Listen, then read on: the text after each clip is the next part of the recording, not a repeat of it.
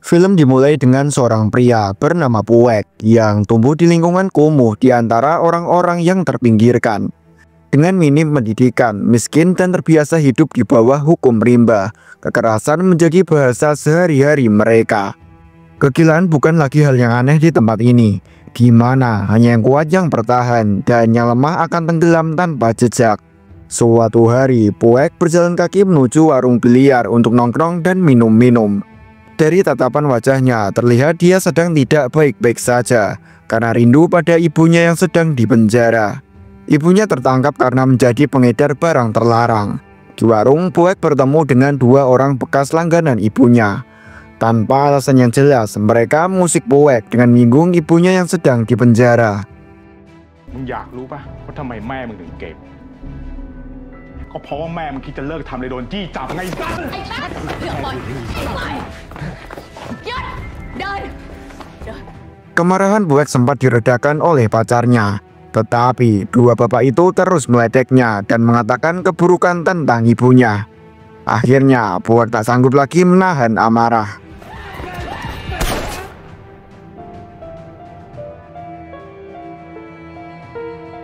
Puek harus dibawa ke penjara untuk mempertanggungjawabkan perbuatannya. Di ruang interogasi, Puek ditanya banyak hal, termasuk mengapa dia melakukan hal itu. Puek menceritakan semuanya, dan kita sebagai penonton diajak untuk melihat sedikit kisah masa lalu Puek. Masa kecil Puek jauh dari kata indah, menjadi anak yatim, hidup miskin, dan hanya memiliki ibunya sebagai satu-satunya sandaran. Di sekolah, Puek sering mendapatkan pertanyaan yang menyakitkan, seperti pertanyaan dari guru tentang pekerjaan ibunya. Puek pun menjawab dengan berat hati.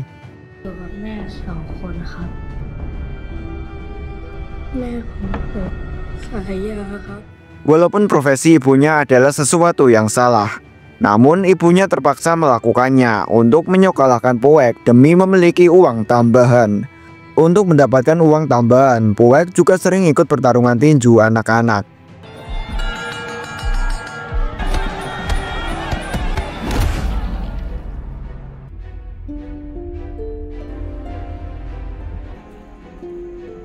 Kenapaต้องไปต่อยมวยด้วย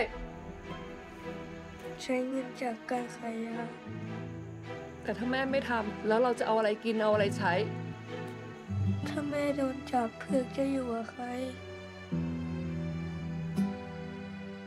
Kini kita kembali ke penjara, di mana Puek dibawa ke ruangan kepala sipir sebelum dimasukkan ke dalam sel. Dia tidak sendirian karena ada narapidana baru bernama Fluk. ขายยามา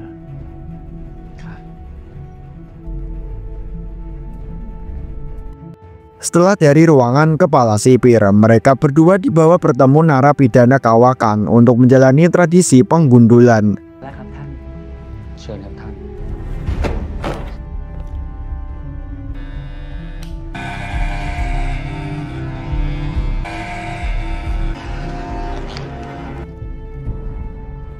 Dalam penjara ini, para tahanan terkelompok menjadi dua blok yang tidak pernah akur.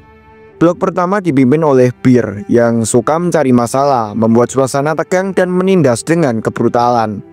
Sementara itu, blok kedua dipimpin oleh Guso dan tangan kanannya bernama Farang yang tidak suka membuat ribut, santai dan banyak bercanda, tetapi akan membela diri jika ada yang mengganggunya. Terus di blok mana Puek dan Fluk ditempatkan? Sayangnya, Puek dan Fluk harus mendekam di dalam sel dari blok Bir. Malam harinya, ketika Fluk dan Puek sedang tiduran di dalam selnya, mereka berdua dibangunkan oleh Boy, yaitu tangan kanannya Bir, yang meminta mereka berdua untuk melayani Bir di dalam penjara. Fluk yang sangat ketakutan pun menuruti permintaan tersebut, tetapi tidak dengan Puek yang enggan menuruti permintaan Boy. Namun sepertinya permintaan Bir terhadap Fluk pun sebenarnya agak menyimpang, karena Fluk dipaksa untuk melakukan sodoisme dengan ditonton oleh para narapidana yang ada di dalam sana. Apalagi jika dia mau menuruti permintaan Bir, maka dia pun akan menjaga Fluk dari segala tindakan yang akan dilakukan oleh para narapidana lainnya di dalam penjara tersebut. Dengan terpaksa, Vlok pun menuruti permintaan Bir. Lantaran jika dirinya tidak menuruti permintaan Bir, maka dia pun akan menyuruh seluruh para narapidana di sana untuk bergantian memerkosa dirinya. Sementara itu, Puek yang masih bersikukuh dengan pendiriannya diajar habis-habisan oleh Boy beserta dengan para tahanan lainnya.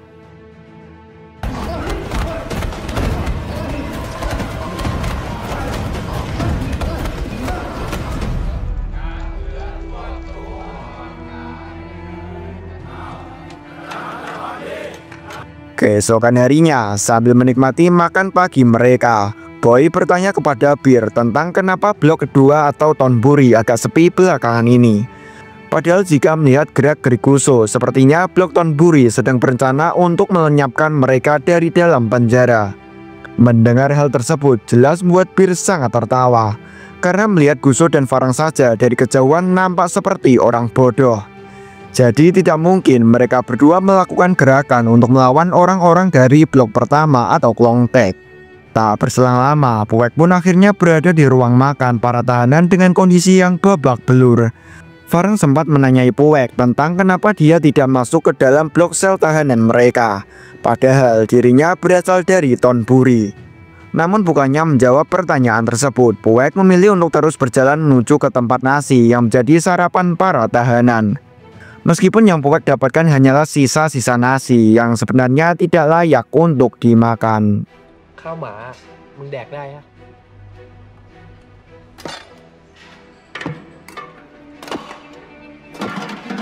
Sebelum Puek pergi, Sacai mengingatkan Puek untuk patuh terhadap peraturan yang tidak tertulis di dalam penjara ini, agar dirinya tidak menjadi bahan bulian para narapidana lainnya. Atau apakah orang semenjengkelkan dirinya seharusnya tidak berada di dalam penjara ini? Puek tidak mengerti dengan apa yang dibicarakan oleh Sacai. Akan tetapi, tindakan yang dilakukan oleh Boy terhadapnya membuatnya sedikit mengerti dengan apa yang dikatakan oleh Sacai. Ketika Puek sedang mencari tempat duduk, tiba-tiba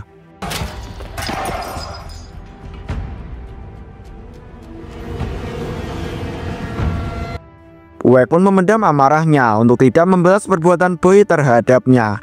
Karena jika sampai dia membalas perbuatan Boy, maka dia akan menjadi bahan samsak para narapidana lainnya dari blok Klongtek. Farang yang melihat hal tersebut begitu sangat jengkel karena kenapa Puek tidak membalas perbuatan hina tersebut.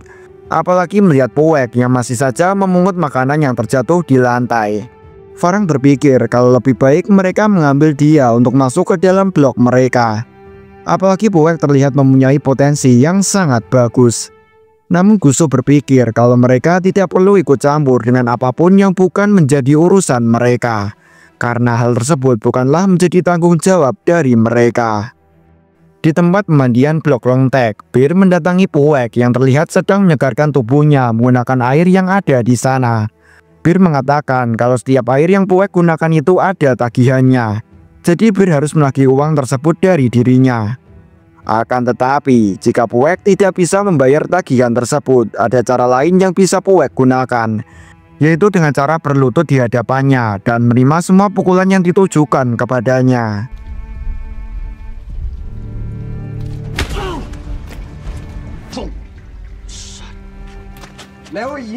Bir lalu menyuruh Vlok untuk menendang Puek meskipun Vlok tidak mau melakukan hal tersebut.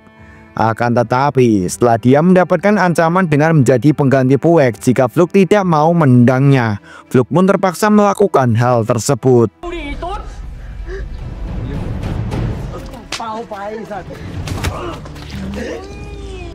Melihat kalau tendangan Vlok yang terlalu lemah, Boy pun lalu menggantikan Vlok untuk menjadi eksekutor selanjutnya. Namun siapa sangka Puek menahan tendangan Boy yang membuat dia sangat kesakitan.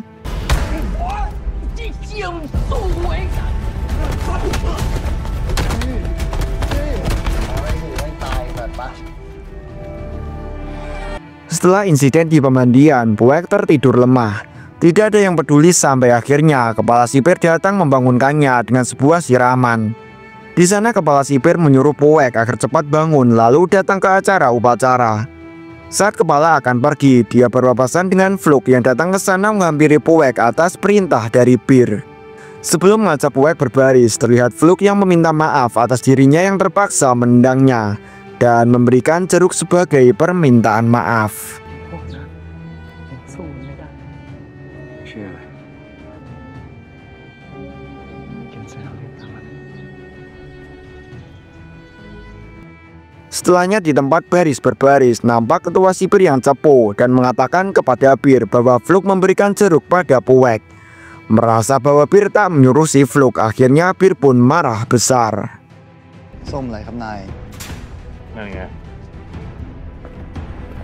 มึงเคยฟังพี่เกดตุ๊ดไหม่สัตว์เฮียกูเลี้ยงมือดีไม่ชอบอ่ะมึงทำอะไรไอ้เฮีย จุดสู้คนวะ เหี้ยอะไร มึงจะเดี่ยวกูไอ้สัตว์ง่าวเกินไปเลยในสัตว์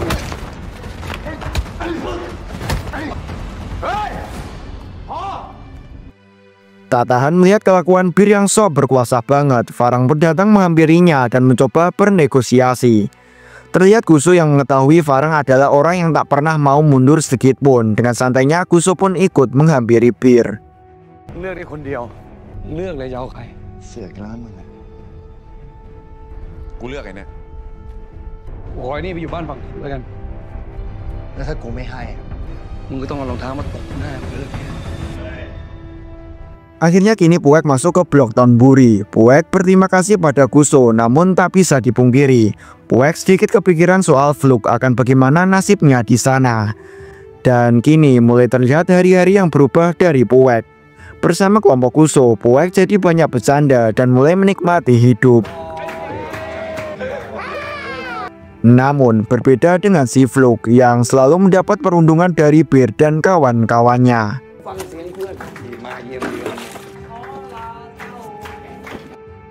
Kini tiba di suatu hari setelah sekian bulan berlalu.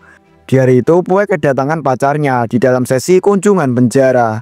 Bukan berita baik yang ia dapatkan, tapi sebuah berita duka karena ibunya telah meninggal di dalam penjara. Terlebih lagi, kini pacarnya memilih untuk mengakhiri hubungannya karena tak melihat masa depan yang bagus dengan Puek. Mendengar hal itu, Puek pun gak bisa berkata-kata. พ่อขอโทษนะเพื่อนนะ ให้โอกาสเบื่อไม่ได้หรอกแกเบื่อ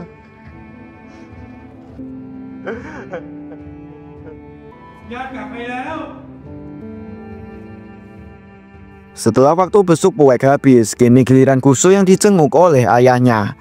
Di sana ayahnya mengabarkan bahwa bosnya menyetujui Guso ikut bekerja jika sudah keluar dari penjara. Namun di sisi lain, Puek yang baru saja keluar dari ruang besuk melihat Farang sedang dikeroyok oleh Bir dan kelompoknya. รู้ซะแล้ว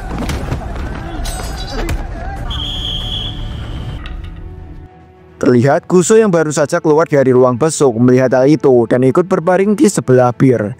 Dia langsung menanyakan apa yang sebenarnya diinginkan oleh Bir. ใจล้างบางกับกูหน่อยเปล่า มึงล้ำเส้นเลยเบียร์ อย่างมึงอ่ะเมื่อไหร่ก็ได้ Kesepakatan bertarung pun tersepakati.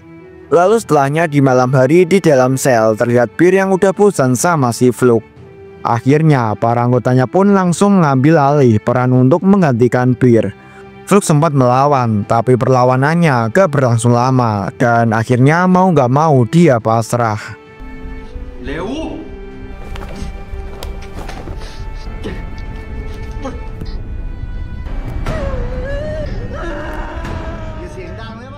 Sambil menahan sakit dan tangis atas perlakuan yang dirinya dapatkan, Fluk pun teringat kembali ketika bagaimana dulu dia terangkap oleh pihak kepolisian. Saat itu dirinya sedang bersama dengan kekasihnya di dalam kamarnya.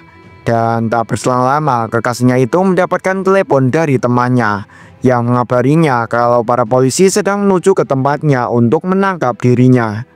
Kekasihnya tersebut lalu segera pergi dari sana dengan alasan temannya yang meneleponnya mengalami kecelakaan. Sehingga membuat Fluk tidak curiga sama sekali dengan kekasihnya tersebut.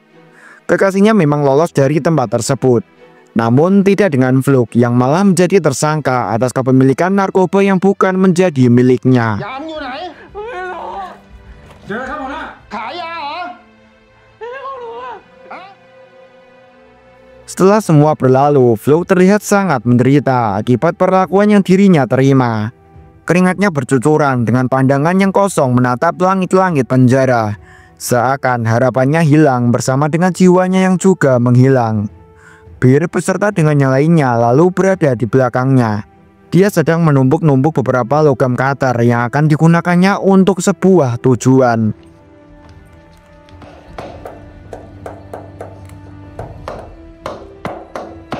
Dan tujuannya tersebut adalah agar pecahan-pecahan logam cutter itu tercampur dengan makanan yang akan dimakan oleh Puek. Pagi harinya, Fluke yang sudah mengetahui rencana tersebut tiba-tiba mengambil makanan milik Puek, yang tentu saja membuat Puek sangat marah kepada Fluke.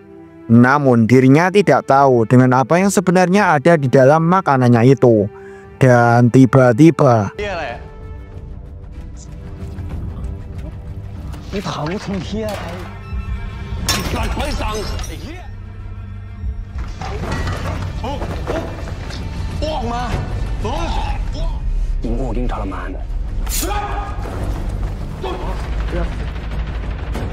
dengan pengorbanan yang dilakukan oleh Fluke karena dia sendiri sudah merasa sangat lelah mendapatkan siksaan dari para narapidana dari blok Longtek, setidaknya membuat nyawa Puek terselamatkan.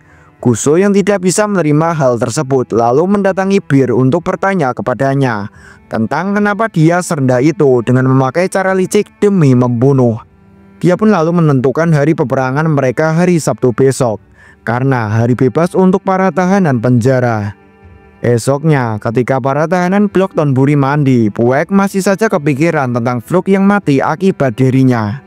Kuso yang melihat hal tersebut meminta Puek untuk tidak terlalu memikirkan hal tersebut, karena bisa saja besok ataupun lusa itu terjadi pada dia ataupun juga dirinya. Karena inilah kehidupan di dalam penjara. Kuso lalu minta izin sipir penjara yang berada di sana agar mereka bisa bermain air sebagai hiburan mereka.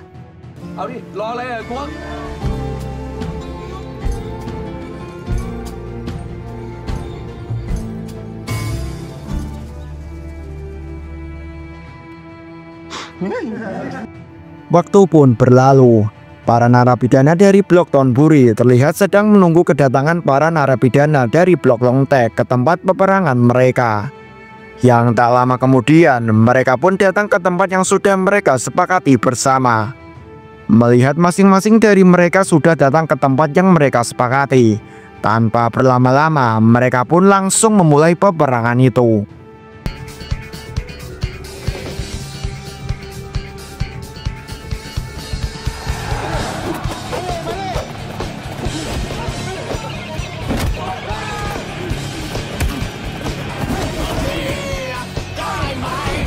Peperangan yang epik di antara kedua belah pihak pun terjadi, dan Kuso sebenarnya berhasil memenangkan pertarungannya dengan Bir karena dia berhasil menusuk perutnya. Namun ternyata Bir telah melindungi dirinya dengan sebuah tameng yang melingkar di perutnya, sehingga tusukan yang dilakukan oleh Kuso tidak berpengaruh apa-apa terhadapnya. Malah Bir berhasil menusuk perut Kuso dengan pisau miliknya, sehingga Kuso harus terjatuh sebelum perkelahian mereka dihentikan oleh para sipir.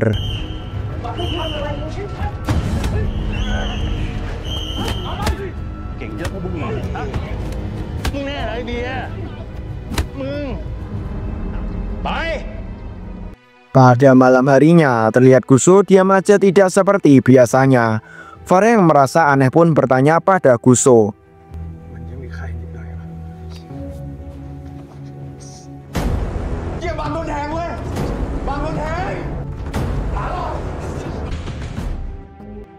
Merasa tak ada jalan lain, Puek akhirnya mengambil keputusan terakhir. Dia bertekad demi menyelamatkan Kuso apapun resikonya.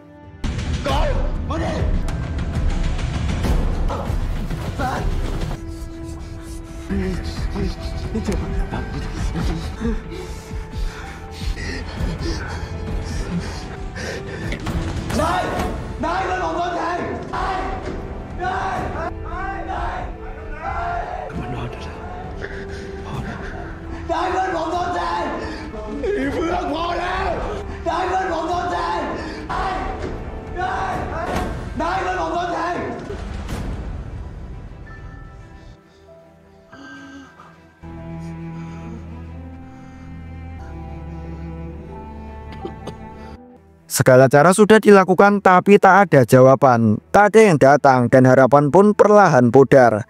Akhirnya malam duka kini tiba. Dengan nafas yang semakin melemah, pemimpin yang selama ini sangat dicintai oleh anak buahnya harus pergi untuk selamanya.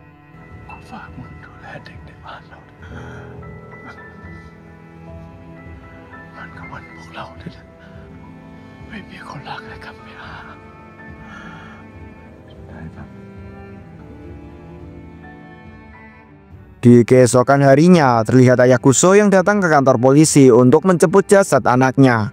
Beberapa ungkapan kekecewaan pun tak bisa ia tahan. ผมขอโทษ ขอเหี้ยอะไรล่ะ มึงเป็นผู้คุมนะ มึงเคยมีลูกไหม Setelah itu, di saat kelompok Bir mandi, Puek dan Farang pun datang ke sana. Di sana Puek menantang Bir untuk mengakhiri perselisihan ini dengan cara duel 1 lawan 1 dengan seimbang tanpa bantuan siapapun.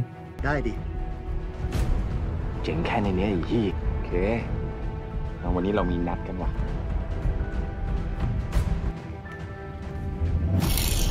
Bir pun menyetujuinya tanpa rasa takut. Dan sebelum mereka memulai duelnya, nampak di sebuah ruangan sambil bersiap-siap, Puek menceritakan bahwa sebenarnya dia mempunyai sedikit ketakutan.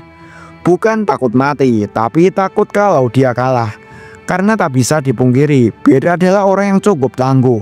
Dia adalah ketua kelompok, di mana dialah yang terkuat. ถ้าวันนี้มึงจะถอดถอดไม่ได้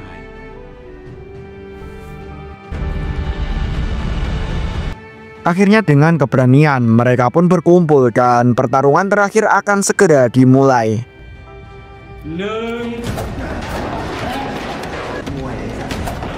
ทำไมวะกลัวอะไรวะ เข้าไปดิที่โล่งๆดิเข้าไปไอ้เหี้ยเข้าอ่ะเอาดิเอาดิ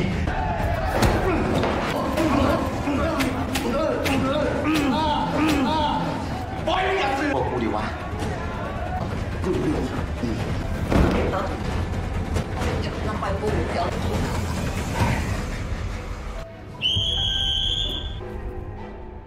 Akhirnya semua yang terpendam kini telah terbayar lunas. Bir terkapar tak berdaya dan pertarungan pun berakhir. Setelah semuanya selesai, nampak kepala sipir yang datang. Solidaritas tinggi ditunjukkan oleh Farang yang ikut tunduk dan mengaku bahwa dia ikut menikam Bir. Akhirnya mereka berdua pun ditempatkan di sel khusus. Di keesokan harinya, kepala sipir datang ke sana dan memberi mereka makanan enak. Bukan cuma makanan, dia juga memberikan sedikit motivasi. ขอถามมึงสองคนหน่อยว่าพวกมึงทำไปเพื่ออะไร ผมไม่รู้ครับ มึงทำไปทำไม ผมไม่รู้ครับ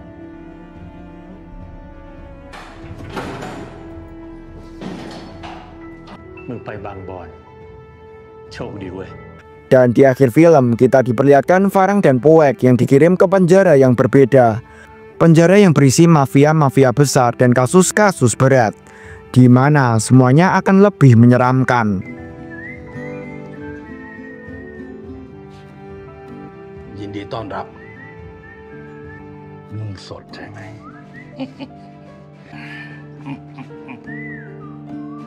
Dan film pun tamat.